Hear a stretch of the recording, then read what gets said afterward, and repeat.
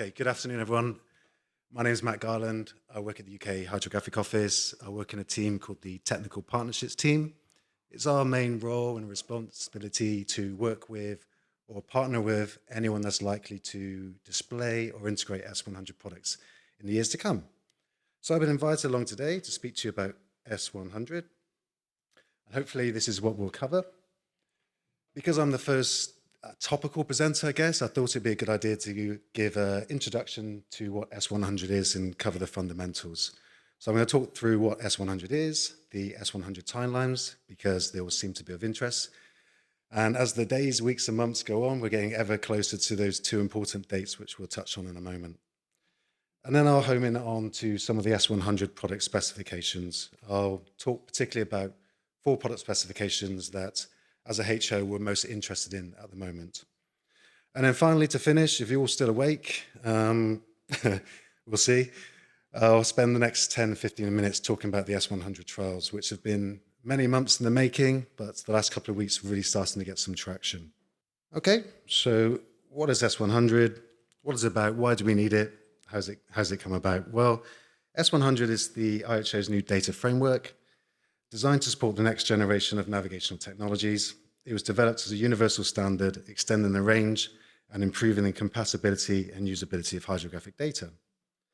The promise of S-100 is that it will transform the way data is shared and displayed, not just for mariners, but for the wider geospatial community. By providing a richer and more complete picture of the maritime environment, it enables more informed decision-making based on precise, accurate, and timely data. S-57 has been a great success, developed way back in the 1990s, and it's allowed an entire fleet to move from paper charts to ECDIS. But it has its limits. The standard can no longer keep pace with evolving user needs, new technology, or growing challenges of cybersecurity. And the reason for that is that S-57 is built on a rigid, static data format. The data format is 8211, and it was designed only for the exchange of E&C data, but with very limited flexibility for other types. And to maintain stability for equipment manufacturers, the standard was frozen way back in the year 2000, which is 25 years ago, which makes me feel extremely old. S-100 moves us forward. It offers a much greater flexibility in both data and formatting and visualization. By adopting modern formats such as XML and GML, it integrates far more effectively with today's geoinformation systems, and it allows us to add new layers of data seamlessly, making the framework far more adaptable for the future. Okay, with this slide, I'm going to attempt to explain the S-100 infrastructure. I'll do it at a very high level because, to be honest with you, I only know it at a high level myself. It's a IHO Geospatial Information Registry, which is web-based registry, and it's maintained by the IHO, the International Hydrographic Organization. And it organizes and stores standardized information needed to create S-100 compliant digital navigational products. The registry is a collection of registers, think of them as kind of catalogs or lists, that hold specific types of information used to build S-100 based products. I'll give a quick rundown of each of the registers, and I'll start with the feature concept register, which contains definitions of objects like buoys and wrecks or coastlines, which are used to create detailed catalogs for navigational data. Then we have the portrayal register, which has rules for how data should look on the screen, like symbols, symbology, the colors, and the line styles, for example. We have producer codes register. It provides unique identifiers for organizations that create data, ensuring everyone knows who made what, basically. And then finally, the product specification register. It covers guidelines for creating specific products like electronic charts or tied data, including how the data should be structured and encoded. So the registry ensures that all data used in S-100 products is standardized. The registry is online and it's available on the IHO website. Anyone's available to view the registry. However, only approved organizations can add or update it. So who are those approved organizations? Well, you might be surprised to see more than IHO and hydrographic offices having their own domain. And it's not just confined to us as hydrographic offices. Other organizations can utilize the S-100 infrastructure, adding their own domain-specific content to the registry. As these products are built from the same standard as, say, S-101, they will be compatible with one another, And with modifications to the interoperability catalog, they could be used together in an S-100 ECDIS. So on the left there, we have the 4 organizations, the 4 domains that are creating their own product specifications. Obviously, we have the UKHO with the S1 series, which I'll go into more detail in a moment. But it's just important to note that, there are other organizations. So it's the World Met Organization, IALA, the Lighthouse Authorities, and IEC, which I'm sure will get brought up again later today. So yeah, this slide shows the UKHO product specification priority list. It's been divided into 2 phases. On the left, phase 1 concentrates on the navigational route monitoring, and phase 2, the planning mode. The phase 1 products are the ones we as HO are concentrating on, and the ones that are closest to becoming operationally mature. So yeah, S101, the E&C, S102, bathymetric, S104, water level. I won't go through the list. I guess I'll do that probably a couple of times throughout this presentation. Okay, so here's a short video. It's only 2 minutes long. Hopefully it will work. It's been on our website for probably a couple of years or so now. I'm sure some of you have seen it. I think it just adds a bit of visual context to the previous slide, and it will cover both phase 1 and phase 2 product specifications.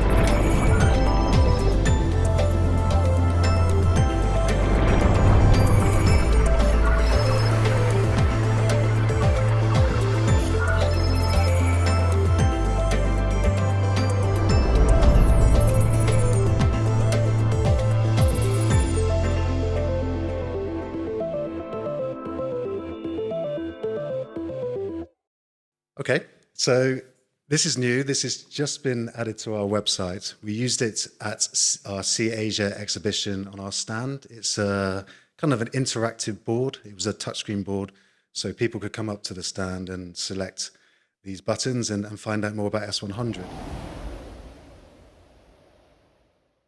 So what is S101? So S101 is the foundation data layer for future S100 datasets, and will eventually replace S57. S101s will basically provide the base chart layer over which other powerful datasets can be overlaid. This will allow for a much more dynamic and interoperable display in the ECDIS, with the flexibility to integrate a wide range of other datasets from the S100 framework. If you were to put an S57 chart and an S101 chart together, you probably do well to spot the differences, but there are some subtle differences from a display point of view. And the example that we have on here is dynamic text placement. So it's a bit more like a paper chart, I guess. As compilers, as I once was a long time ago, when we were compiling a paper chart, I could adjust the text, bend it and shape it, and position it in a position where you expect to see it, keeping the screen nice and clear. However, as you know, on an S57 ECDIS, the text is generally just dumped wherever, causing issues and making it sometimes difficult for the end user to fully understand what's going on at the screen, especially if it's a text-heavy E&C. But with this text placement, during compilation, I said we can adjust it, we can move it and put it in a much more appropriate position. And we think this will help with allowing managers to keep essential information visible in the ECDIS without any obstructions. So just a small detail, but we think it will make a big improvement.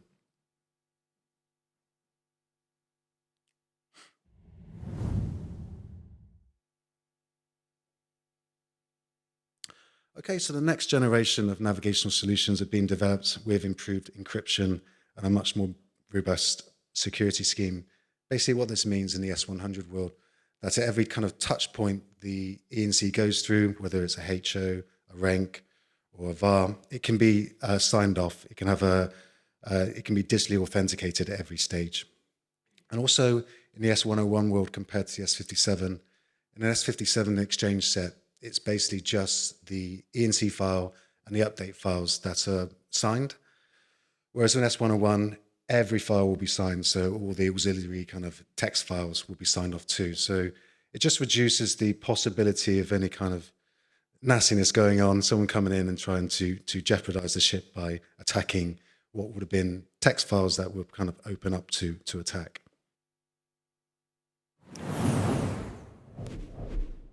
Okay, so as we know, S101 will be fully interoperable with other product specifications, and one of them is S124, navigational warnings. So in theory, if a navigational warning comes in, it can just be automatically applied to the ECDIS, which we hope will reduce the need to manually plot this safety critical information, reduce workload for the crew, and also help improve safety and accuracy on board.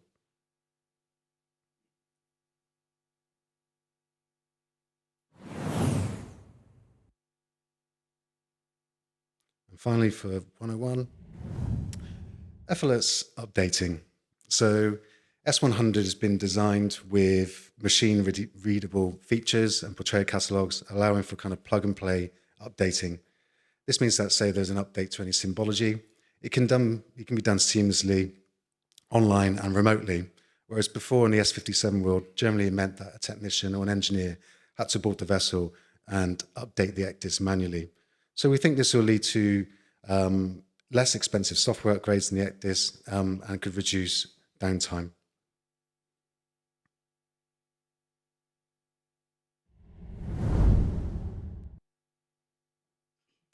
Okay.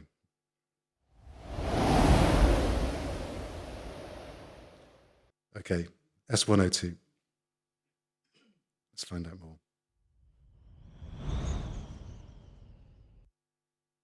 Okay, so what is S102? Well, this is the data layer for a bathymetric surface containing high-resolution profiles of the seafloor. By providing a more granular view of the shape and nature of the seafloor, this data can support more precise and provide more precise navigational decisions, basically. More detailed bathymetric data will become particularly useful for mariners navigating shallow or highly congested waterways. So, providing more granular bathymetric data, S102 provides, we think it will give a greater confidence to the true depth of water underneath the keel. With a more accurate picture of the seafloor, mariners will be able to set a much more precise safety contour based on the vessel's actual draft, and this will reduce the risks associated with mariners knowingly crossing the safety contour. So yeah, these are just kind of quite generic, high level, our thoughts basically the UKHO. Okay, this is quite interesting. We believe, and initial calculations suggest that for a typical 400-meter container vessel, you could load potentially an extra 97 20-foot equivalent containers for every 10 centimeter of extra underkill clearance afforded by more precise navigation data. So we haven't tested or tried it yet, but that's our thinking.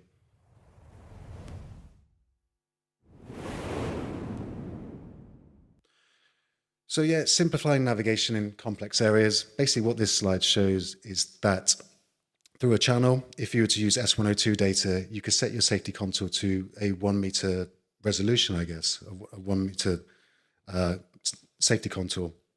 Whereas you do on S57, you're kind of constrained by the contouring, so 2, 5, 10, potentially 20 meters. So if your draft is 11 meters, your safety contour in the S57 world would be set to 20 meters, thus reducing the amount of navigable water available to you. However, if you were to do it, say, on an S101, S102 chart series, you could potentially open up the amount of navigable water because you can set your safety contour to, say, 12 meters if you're that brave. Okay, and finally, let's find out about S104 and S1. We'll start with S104. So S104 is the data layer for water level information This data helps users understand the changes in water levels and can be used with the dynamic tidal applications to support more precise navigation and enhance port operations.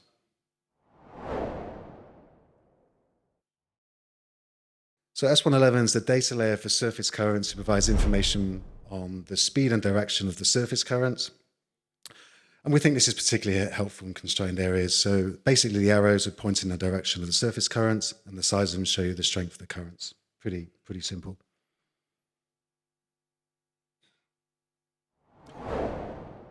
So we believe with S111 data, users can take advantage of favorable surface currents to reduce their engine speeds and optimize their voyage to achieve greater fuel efficiencies. So when combined with the right operational procedures between vessel and port, this data could support calculations to underpin just-in-time arrivals. Many vessels sail fast to the destination, only to end up burning fuel whilst waiting for an available berth. The concept of just-in-time arrivals would enable vessels to lower their speed and ensure more synchronized timing arrivals based on real-time data. That's the theory.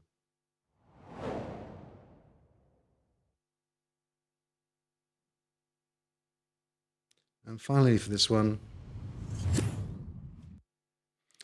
so yeah, when combined with high-resolution bathymetric data sets, so your 102, 104 data can enable a much more accurate depth and underkill clearance calculation. And as we touched on it earlier, this can enhance cargo carrying capacity and we think improve operational efficiencies. Okay, this slide is a very simple slide. It shows the UKHO S-100 timeline. On the left, you can see the 2024 and 2025 dates. And this is when it was expected that production level data would be available. And personally, as a UKHO, we've managed to achieve that for 101 and 102 and 104 and 111. We have 101 to edition 2 and 104 and 111 to edition 2 also, and 102 to edition 3. And this is what we've been testing in the trials this summer. But then we fast forward to 2026, which is fast approaching, just around the corner. And from the 1st of January 2026, it's been approved that the S-100 ECDIS could be used in anger out on a vessel. Do I think that's going to happen? Absolutely not. I think we're probably expecting to see an approved ECDIS in the market. My best guess is probably closer to 2028. There are lots of OEMs in the audience who could go into much more detail than I can and probably give a better opinion. But I'd be interested to hear your thoughts on when you think a type approved ECDIS will be in the market. So yeah, with 2028 in mind, 2029 is just around the corner. And from 2029, it's required that all new ECDIS installs, including retrofits, will require an S-100 ECDIS to be installed. So just something to note there if you're thinking of changing your ECDIS in the next few years. And basically just to reiterate what I just said, is an excerpt from the IMO S-100 ECDIS performance standard. And it just goes through those two dates I just mentioned. I just wanted to point out that come 2029, it won't just be a flick of the switch and S57 will disappear. We're going to have a long transition period of kind of dual fuel mode where we'll be using both S57 and S101 for probably a considerable time.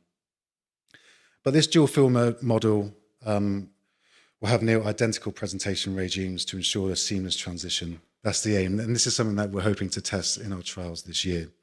Okay. Yeah, so this is a real high-level overview of what we can expect the S100 benefits on the ECDIS. I won't go into too much detail because there's presenters coming that's going to go into this in much more than I'm going to.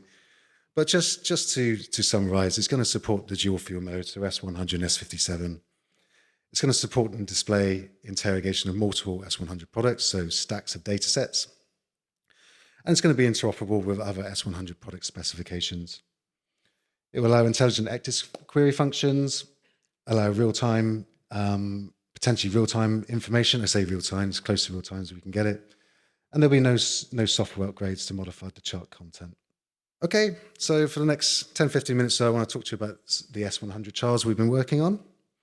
So this project is a collaboration with the French Hydrographic Office CHOM, and it's been several months in the making. It's not been totally straightforward. It's a project that I'm managing from a UKHO perspective, and it seems to be kind of 2 steps forward, 1 step back. There always seems to be an issue. But this is because it basically relies on goodwill. There's no contracts or money exchange. And since it relies purely on goodwill with no contracts, if there is an issue and one of our stakeholders have something else that pops up or arises, then generally our project gets pushed down the pecking order, so to speak. But I must admit, the spirit has been one of cooperation. Everyone involved is here to advance and develop S-100. So these trials are designed to show both the maritime industry and the wider IHO community the benefits of using S-100 data in an S-100 ECDIS.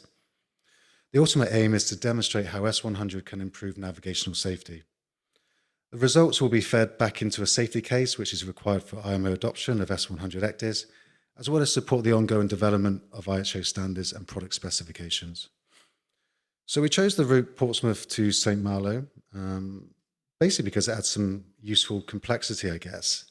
By including the Channel Islands in the route, the route changes jurisdiction 4 times.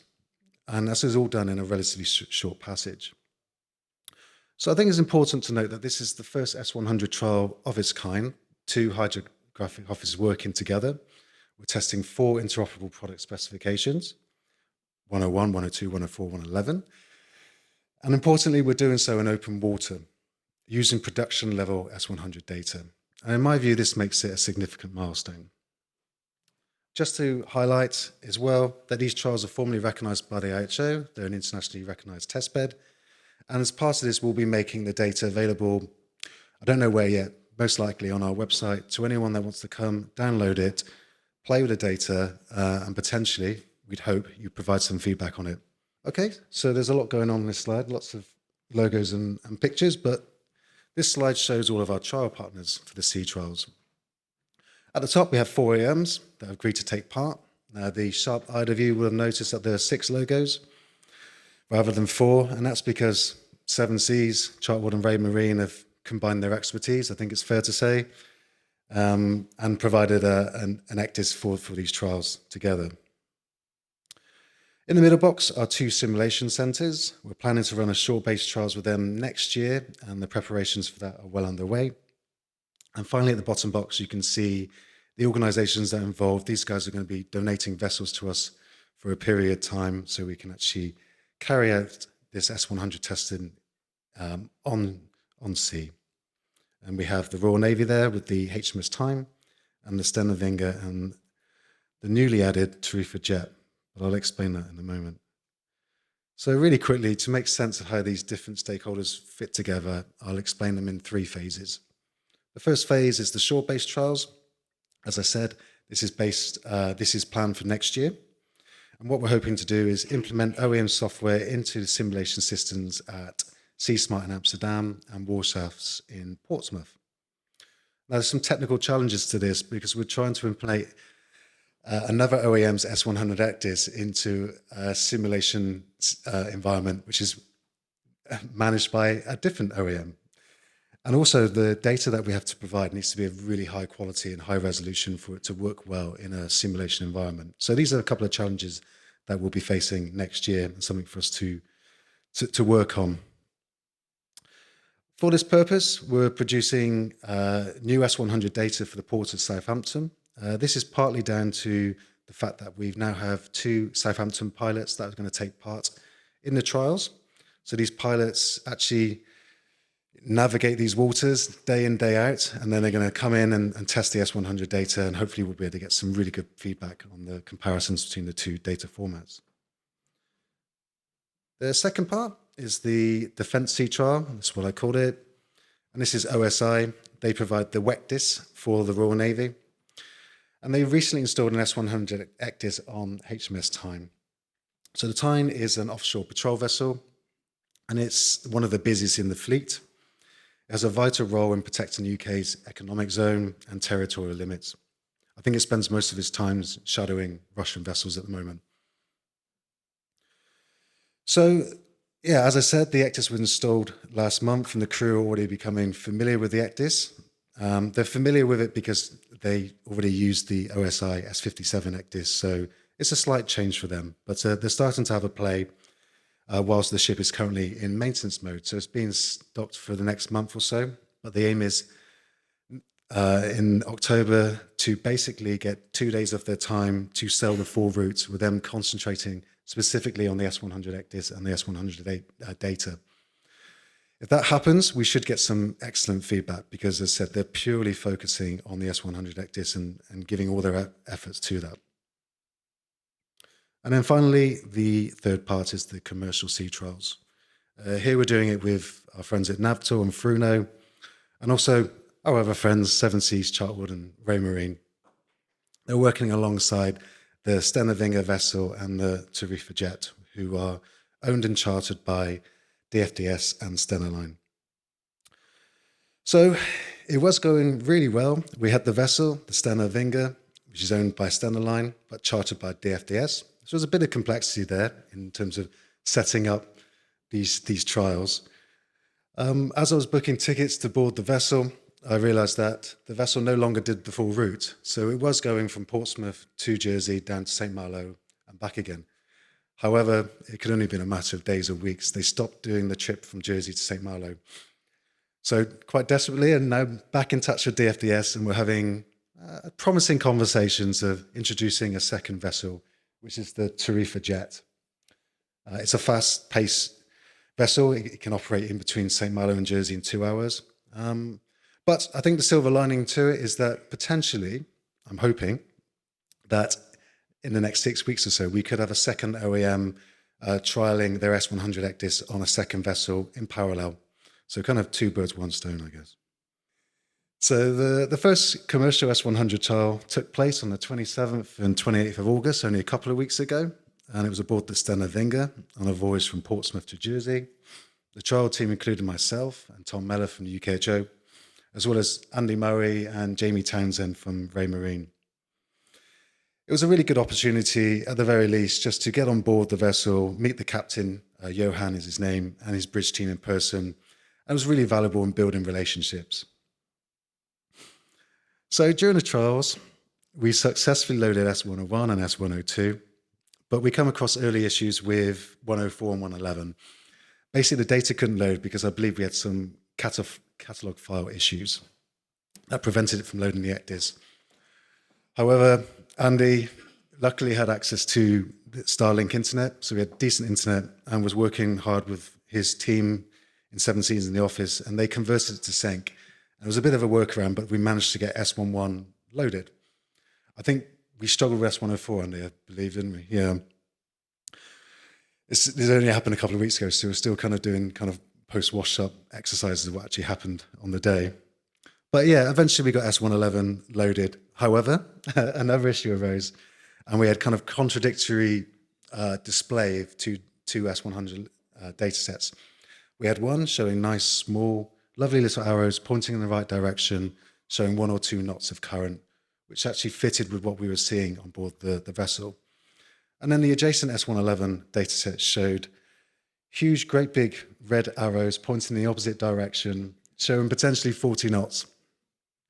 Now, I know it was already suggested in my introduction that I didn't do too well on the vessel, even with 1 or 2 knots. So I'm over the moon that it wasn't 40 knots, because I would have been in a lot of trouble, more trouble than I was. I think, Andy, you've got photographs. I'm hoping they don't appear. But yeah, out of the 4 of us, I was the one that had to have a lie down. I was blaming the fish and chips. So operationally, we found that some tests could not be run because the vessel required a pilot out of Portsmouth. But the silver lining to this was that we had the opportunity to speak to the pilot, and we're looking to run another sea trial, potentially, or another trial with the pilots. We're hoping to set them up with a new portable pilot unit and ask them to test the data themselves. So yeah, we had a number of tests in and around Portsmouth that we couldn't do because we were basically told by the pilot to stand to one side and be quiet, which we had to do. So it's something to think about when we get on board next time, how we can work around that and test the test that we want to. On arrival in Jersey, we noticed the constraints of entering St. Helier Port. The Stena Vinga needs to maneuver within a tight space of less than 15 meters clearance at the vessel's bow and stern. And it can only enter with tidal assistance due to a controlling depth of 2.4 meters. Fortunately, we're in the middle of creating a new S-102 dataset for that area. I think it's the first time in a long time that we've received a high quality survey from the port. So we've just managed to convert that into an S-102 dataset. So when we can get back on board the Steno-Vinger, which I'm hoping, Andy, this will be news to you, potentially in the next couple of weeks, we can rerun the trials and test the S-102, S-104 and S-101 together and really have a go at the water level adjustment tool on the ECDIS. I think it'll be really useful in that kind of constrained waterway. So one positive outcome, it wasn't all doom and gloom, was the ability to access continuous GPS and echo sounding data from the vessel's VDR through the ECDIS. This will allow us to compare real-world data with our S-102 and S-104 datasets and test the accuracy, basically. And our TIE teams are currently reviewing all this data and testing it against the different S-104 models to see basically which ones did best. Because for these trials, we actually have 4 different S-104 models based on different inputs and different feeds. So several lessons were learned from this first run. From an operational perspective, we now know there's a need for a pilot at Portsmouth, which impacts testing. And we also realized that we need to board the vessel much earlier. Unlike Andy and Jamie, who have contractors pass, we were just mere passengers, so we could only board the vessel 30 minutes before it departed. When it comes to setting up what we needed to set up, it was a bit difficult, to say the least. From a data perspective, Ray Marine, put you on the spot here, Andy, say it out loud, have agreed to provide their S-100 software so we can test UK and French data sets before we get on board next time. This is important because 104 and 111 are forecast data sets, and they're kind of produced in 5-day blocks with accuracy improving closer to the real time. For this trial, we generated data the night before. I think it was basically midnight before we had. It was about midnight, yeah.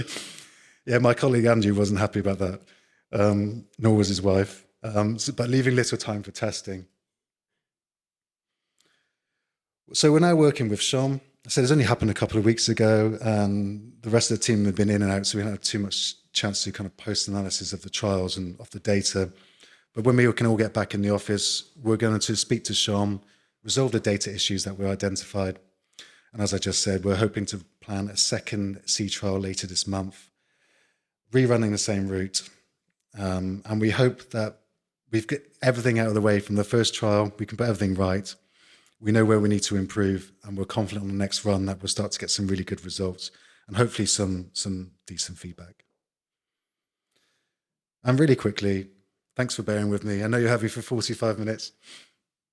How are we going to capture this feedback and how we're testing it, basically? So we prepared a set of test scripts. It's a 22-page Word document. And it basically, what we're looking to do is cover all the main improvements to S101.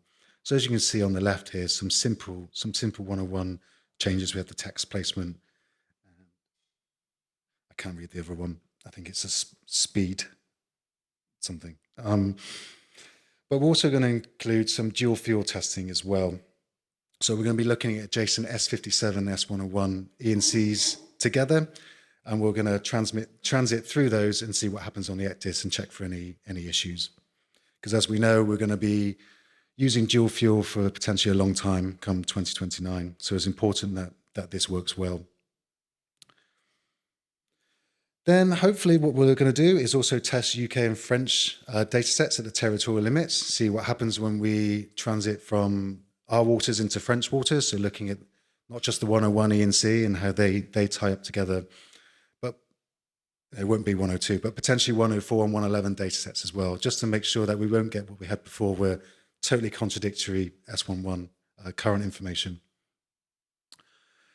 And then a key scenario that we're investigating is the ability in the S100 is to set an S100 safety contour in 1 meter intervals, compared with the ENC default contouring of 5, 10, and 20 meters. And as I touched on earlier, this should open up more navigable water for the vessel.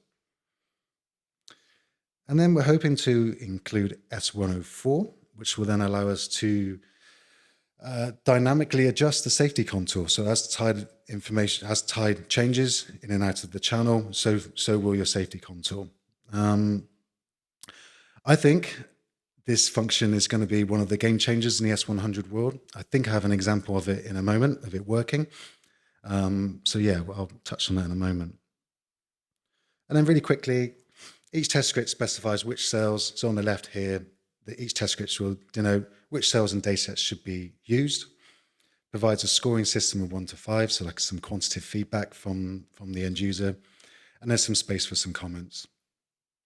You might be able to make out the symbology next to each test script, and that relates to the geo-infographic on the side. So it just helps the bridge team, whilst they're testing these trials in anger, to know exactly which test script is in which location along the trial's routes. It's just to make it easy for them to navigate and they know exactly where they are. Because as I said, it's a 22-page document. It's easy to get lost in it. Before you know it, you're looking at test scripts that's nowhere near in the vicinity of the boat. So we hope this will help. Okay, so this summarizes the main parts we're hoping to get feedback from the sea trials. I'll let you read through them because I've touched on most of them. But whilst I'm on this slide, I just wanted to highlight to you the example of the water level adjustment tool. And this is the 7Cs kernel. And as you can see, as the time slider moves in that red box, the amount of safe water available in real time is changing. The safety contour is changing as the tide comes in and out. And this is 3 data sets working together. This is obviously your base layer. I think S57 was used for this example. But in theory, it would be S101, S102 and S104 working together seamlessly, giving the navigator a clear picture of the available water under the keel. And I think an important point to highlight is that the clarity of what's happening here. I hear from people that, already on a S57 ENC, if you have everything loaded, the screen can feel cluttered, it's a bit overbearing. And now we're talking about adding extra layers on top of the ENC, and people are thinking, oh no, it's going to be absolutely impossible to understand what's going on in the ECDIS. But as you can see here, it's not cluttered, and everything is working as it should do, and I think it works really well. So I'm hoping this will relay potentially some fears in the audience of adding more than one product specification loaded on your screen at one time. Okay, we're almost there, hang in there. So these are the expected results, we think, for each product specification. And we think this would be kind of the high-level results we'll get as and when we're doing the sea trials.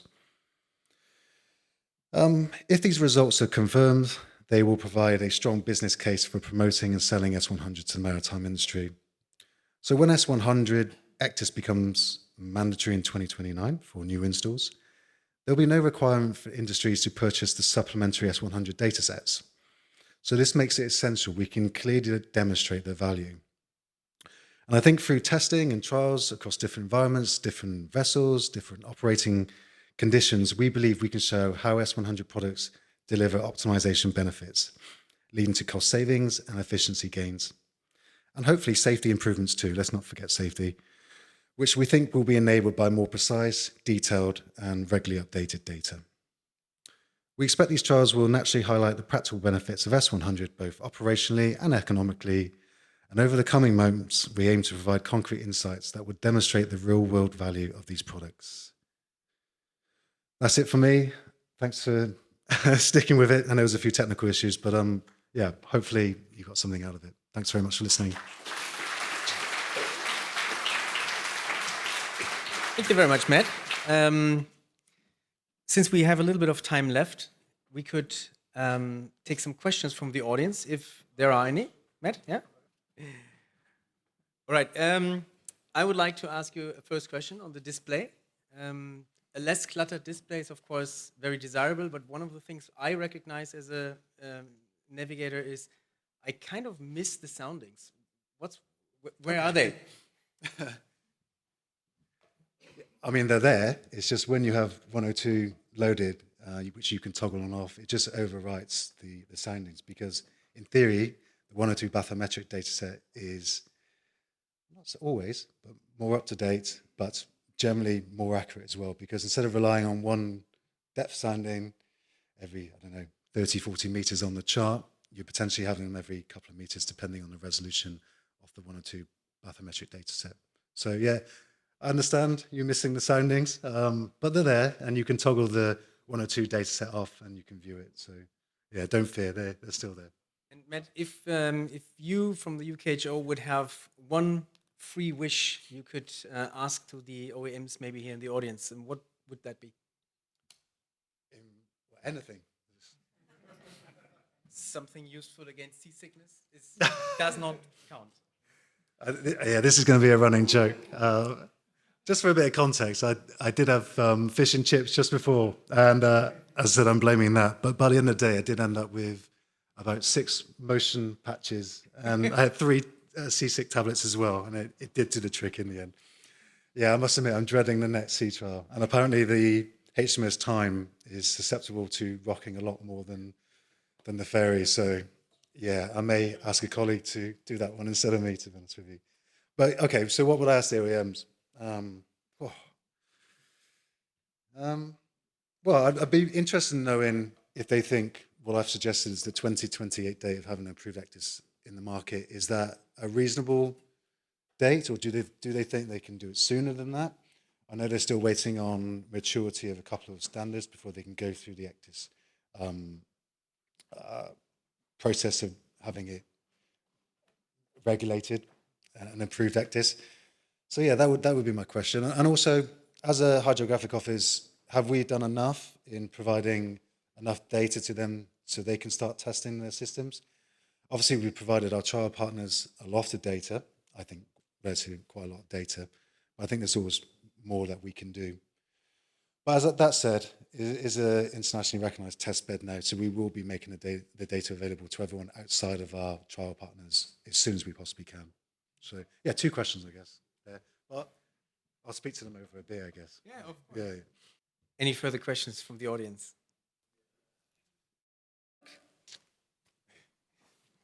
Yeah, I did mention that we had 4 different S-100 data sets throughout the trials, and around Portsmouth we're using a data model from Titech. Have you heard of them? I hadn't, I must admit, until we started in the trials. But this is high resolution S-100 information. It's I think it's based on a data model made by the Proudman company, I believe, off the top of my head. So it's a really good high resolution S-100 data, and it covers the Portsmouth and the Solent area, and that's what we're using for the trials. It's super expensive, this data model, to run. I'm not sure if I should say, but I will. It costs us £2,000 a week per port, per data model. So, you know, this is what we're then comparing to, say, the WMO S-100 data sets that we're creating, and also a hybrid model that I call him a doctor of tides. What he doesn't know about tides and currents is not worth knowing. He's coming up with a data model that combines information from the Met and from our standard towside data. So yeah, long story short, we're looking at lots of possibilities. Obviously, one's super expensive, high resolution, good in and around the approaches and in the ports. Then we have our own data, which is based on the Met Office, which is not as good resolution, but good in open waters. And then we also have our hybrid model, which I don't know enough about to talk about it here. And also we have our astronomical, which we can predict tide and currents for potentially up to a year in advance. So those are the different types we're monitoring throughout the trials. We didn't have kind of buoys set up taking readings of the currents or anything like that. We did have that during our Port of London Authority trials that we did a couple of years ago when we were testing in 1 or 2 data set. I wasn't part of those trials, and it's super expensive to set these buoys up, but well worth testing, of course. But setting them up, there was all kinds of problems. They were disappearing, they were not staying in one position, and getting accurate measurements from them was quite difficult from what I understand. But yeah, certainly if we could start setting up some tidal buoys and start getting some real-time information and feeding that into the water level adjustment tool, yeah, that could be pretty exciting. But yeah, I don't think we're quite there yet. As I said, we're starting with the basics. We're trying to walk before we can run. Yeah, good questions. I will caveat this. I did say during that slide that I only know it to a high level, but it's the IHO that manages it, and I guess they're the overarching eye, they're the approvers, unless anyone else in the room knows. And in terms of the data that's going in, well, it has to conform to the catalogues, so it has to be standardized. So the data going in has to follow a set rules and regulations before it can be made available, I guess. In terms of quality checking, I don't know. That's a good question. Obviously, when HOs put our data in, you can be assured that it's decent and good information going in. When we start seeing other organisations, who knows? That's for the IHO to sort out, I guess.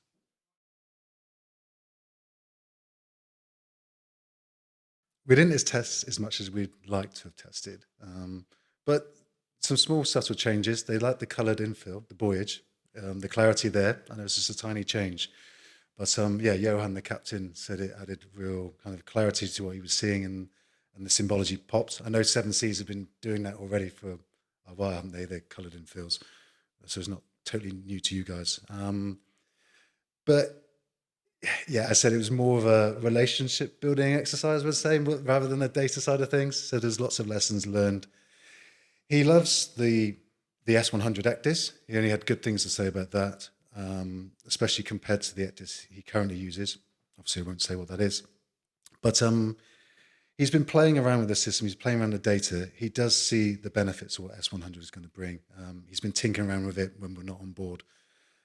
But yeah, we didn't get real chance to get some decent feedback from him directly, because although it took 9 hours to get to Jersey, and I must admit I spent a few hours of those in bed, time did fly. And as I said, we only had access to the captain once we exited Portsmouth, and then we were in open water, so it was kind of more, we were desperately trying to get the data loaded and things like that. But when the second run happens, we're going to get some good feedback. So yeah, ask me that question again, Emma, in 30 days or so.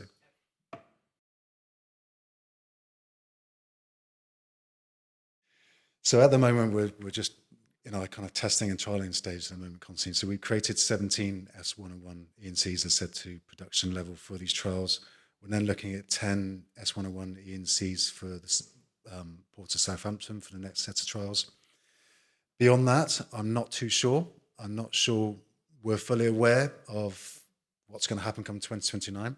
Obviously, we're going to be creating as many S-101 data sets as possible. We're figuring out the details of how we convert S57 to S-101 and the processes involved with that.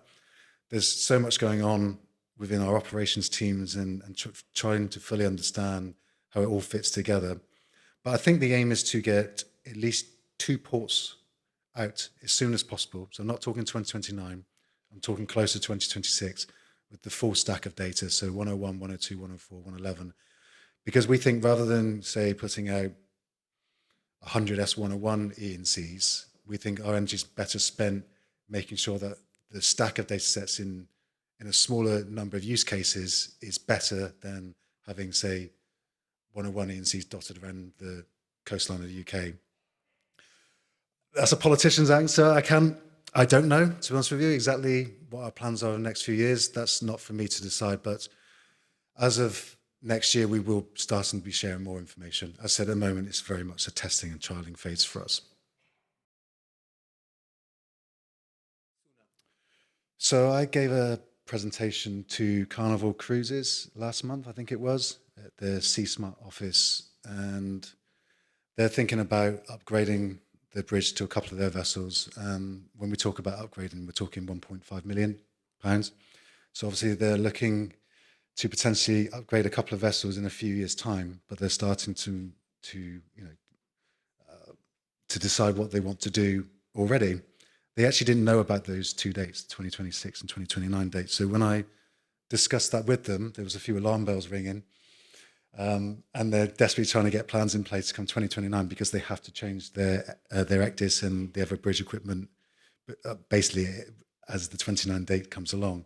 My suggestion would be to talk to your OEM as soon as possible, get an understanding of how they're getting on, talk about their S100 plans, and then you can then make a decision. I think that's what I would advise. Yeah, speak to your OEM as soon as possible.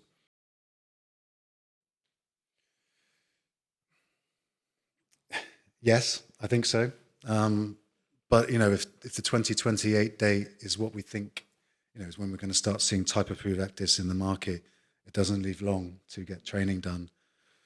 I mean, yeah, hopefully OEMs will be able to offer type-specific training and maybe just talk about I guess, kind of like a bridge training, talk about the differences between S57 and S101, because we're not reinventing the wheel when you talk about S57 compared to S101. But as I touched on, there are subtle differences. Obviously, the crew is going to need training on the complementary product specifications, so 102, 104, and using the new ECDIS functionality, such as the water level adjustment tool. I mean, I had a little play with it. I'm familiar with most ECDIS manufacturers, but I needed instructions on how to operate that because it is different. And only the OEMs can stand up and tell me how different they think their S-100 ECDIS is going to be compared to their current S-57 ECDIS. I guess there's going to be some subtle differences.